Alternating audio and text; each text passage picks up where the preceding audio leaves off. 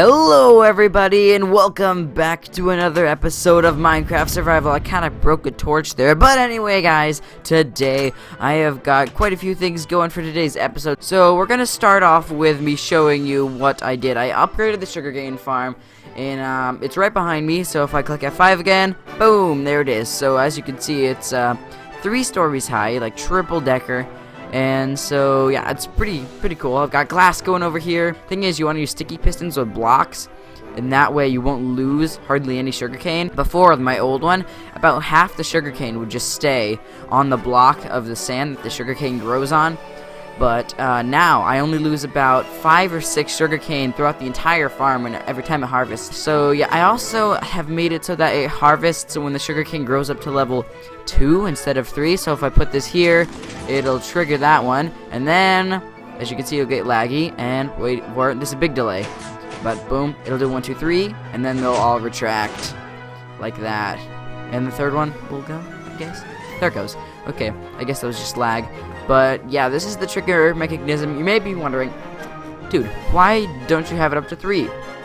Well, I thought about this for a little while, did a little experimenting, and if a sugarcane grows up to level 3, you're basically wasting time. It could actually be growing more. If the sugarcane grows up to level 3, it'll stop growing in age stages, because the sugarcane has different age stages. If I press F3 and then mouse over this, you can see it on the right there. It says age 1. It starts at age 0, and then when it reaches a certain age, it'll pop up another level, and then when it reaches another age, it'll pop up another level. But once it reaches level 3, it'll stay at age 0 until it has room to grow. So if I have a bunch of sugarcane lined up at level 3, but this one's still only at 2, all those sugarcane that are at level 3 are just sitting there, not growing, and wasting valuable time that they could be growing more sugarcane. But this way, it grows up to 2 harvests, so it harvests more often to waste less time, and so it's become more efficient. But when I had it set to that, when it would harvest, when the sugarcane was 3 blocks tall, I made nearly a double chest one night when I AFK'd, and I also moved my villager thing over to here, but it's still not working, guys. I mean, well, I don't know. I even looked at the in a world. I downloaded a world, see how they did it, and I built it exactly the way they built it. But I think you need a fresh villager. I've got 19 potatoes in here, carrots in here. There were 15 in there before, but then when I was messing around, I broke some more carrots. So he threw carrots in there 3 times, and now he hasn't thrown any more carrots in there. Like, he'll go into his little box. But first I didn't have a door in there. And then I tried putting a door in there, and I don't know if that helped or not, but that guy sits on top of a carpet. He can easily see him, and he would normally throw him one, and see. And when he walks out, it gets rid of the crop there, so that way he'll always come back and replant it. But I don't know, he's just not throwing his crops over to that guy. It's really strange. And also, I took a trip to the end, and I got more ender pearls. I ran out of ender pearls, but now I'm stocked up. I can, anytime I want in my house, I can just, grab some, and I can ender pearl around finally.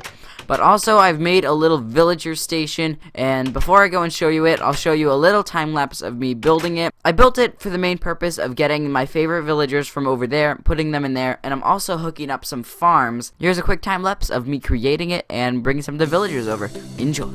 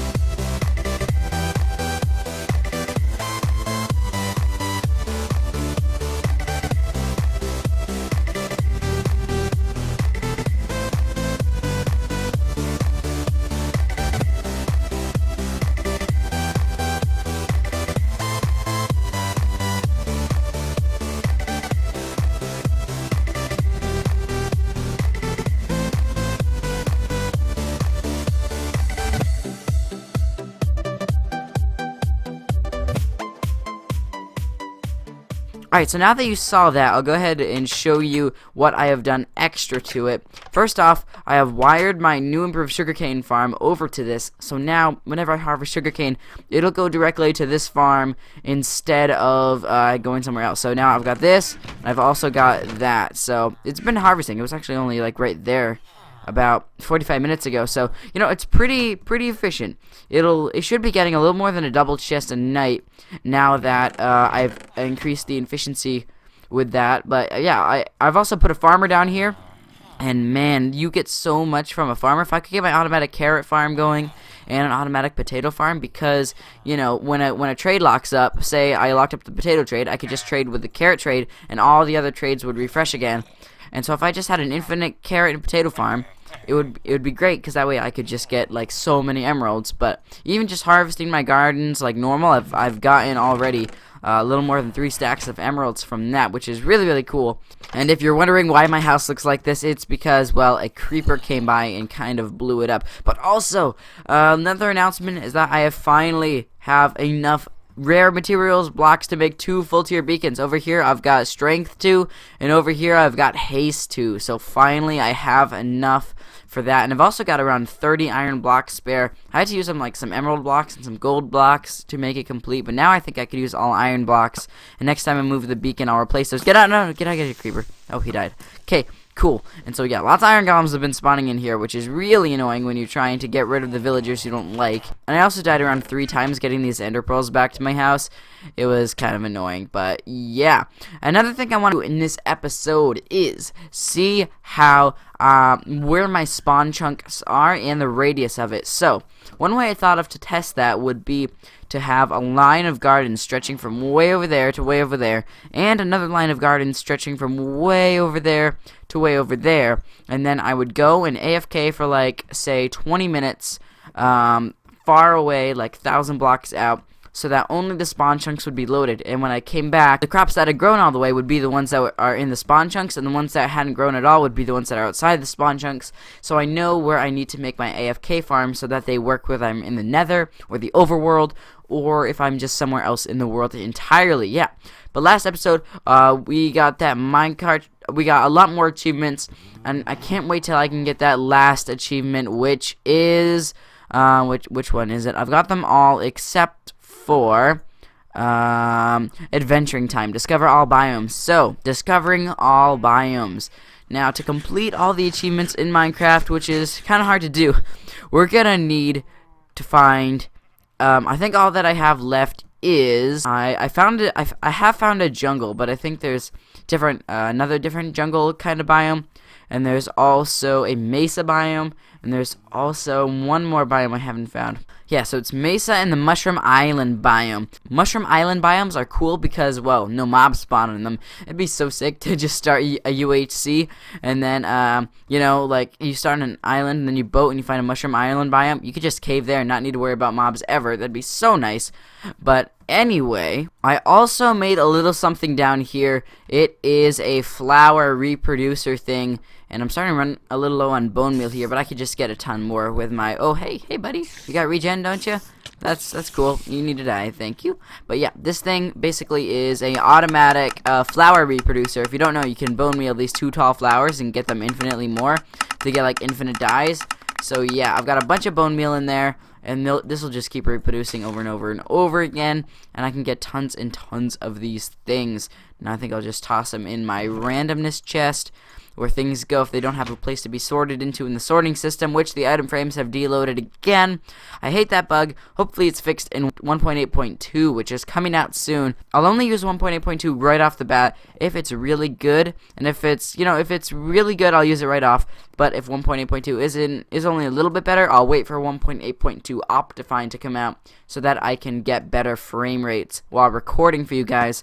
That way, anything I do will be good. And so, yeah, more bugs fixed in 1.8.2 coming out soon. And I heard in 1.9 there's going to be, like, there might be turtles. There's going to be, like, a new path block, which kind of looks like hoed ground, like this. It's, like, slightly deeper, except it has a nice texture like a path. And you could also resource pack it to make it look cooler. And also you're going to be able to add knees and elbows with just a resource pack, so that everyone running around will have like knees and elbows.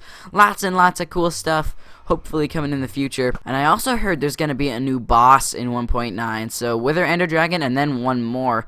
So we have an end boss. We also have a nether boss. What about an overworld boss, eh? Is that it? Is it like a turtle master thing? And, oh, I got 8 iron in here. The new sorting systems have been working great, and this should probably be harvesting again soon. Yeah. I mean, it grows up and reharvests pretty quickly. If you want to know the redstone about this thing, I bet there's a more efficient way to do this. But basically, okay, I'll just start from the beginning. This thing grows up, and this is a block update detector. If a block or anything is placed or broken, or even if grass grows onto it, if anything about the blocks near this thing change, then it will trigger the piston to move up and down really quickly. And what that will do is it'll send this redstone block up, which will trigger this redstone, which will come down here, which will then make this thing push over the sugarcane. So that works, but then it's also a really quick signal. So I have this thing. I'm not quite sure how to make the pulse lengthener with the hoppers, so I just have this one. Basically, it goes in here, and then it goes through here mostly, but then also it's got a secondary pulse going through here, which just lengthens it a little bit every time it goes around. So I place that, and then the pulse is like that. Wait for pulse, and then gone. Wait, the pulse is, wait, did that really get stuck? It got stuck, guys. Come on, really? No, you're not allowed to get stuck. But yeah, and then these will retract once all the pulses have gone through, and then boom, just like that. And then all the sugarcane runs down the water and into the hoppers. I don't know why they got stuck. Was it? It was probably like that, wasn't it? It was probably like that. Let me see if that works now. Yeah, that's what it was like. It wasn't a 3-tick, it was a 2-tick delay. So now this works every time. So it takes a pulse like that and turns it into a pulse like this. So it goes on and then off. So not really that much longer, but it makes it so that the stuff doesn't really land on the sand where the sugarcane is, and it works pretty well. And this is just a signal elevator using redstone torches that brings it all to the 3 different levels of sugarcane. And there's sticky pistons here. As you can see right here, you can see these sticky pistons that push the blocks that knock everything down. And you got all these pistons, all these repeaters and redstone running along here, and then you got that one redstone thing that goes into that. And it's the same thing on all levels. And I also have this, so I can toss in any sugar cane that I get from, like, say, that farm over there. A project that I'm gonna do in between episodes, and I should have a time lapse for it for you guys by next episode, is I want to have an elevator in here where you can click floor number 1, and it'll have it'll have like note blocks that'll go ding, ding, ding, ding, and you better be standing this when it goes like that, because then it'll take you up to your required floor that you set it to. And so I think that will be pretty cool. But right now, I think I'm going to get into the project where I try and see where the spawn chunks are in my world. So here we go. I'm going to pillar up, and I'm going to start this thing, and the time lapse begins now.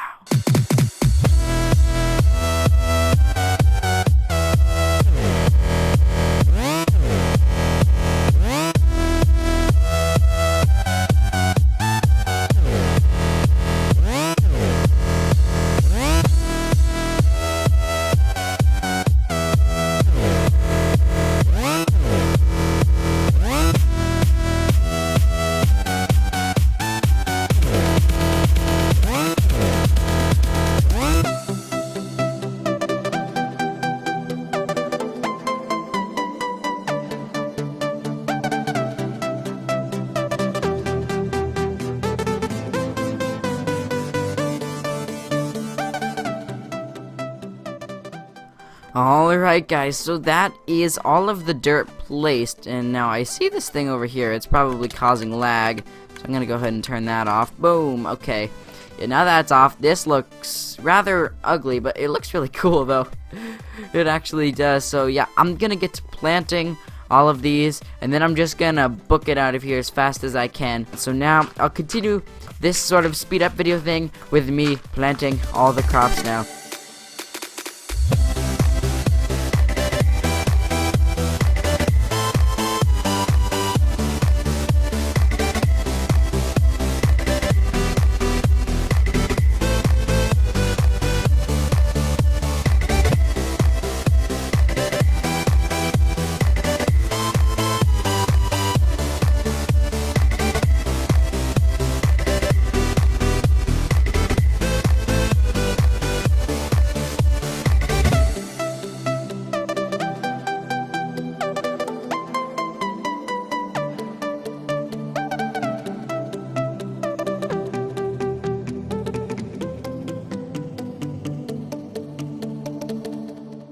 Alright guys, I got all this planted. Now I just gotta book it out of here. I gotta get my ender pearls and boom. Okay, let's go.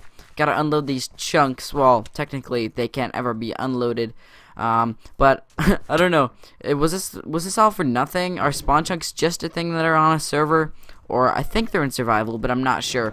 Well, I guess this is a test to see if spawn chunks are a thing in survival too. So if you don't know what spawn chunks are, normally they're a thing that they're chunks that are always loaded, so that say if a player joins, there's like no glitches that happen. But I'm not sure. I just thought that wait, maybe that's only on a server, but I think it works on single player too. Get out of here, bunny. Get out. Okay. Yeah, I'm pretty sure this. I don't know. I think spawn chunks are a thing on single player, but if not, then well, oh well. But at least this test was, you know, educational, and so now we know that if there are spawn chunks are a thing on single player. But yeah, I'm gonna ride to the end of this, then I'm gonna AFK for a second, and so yeah.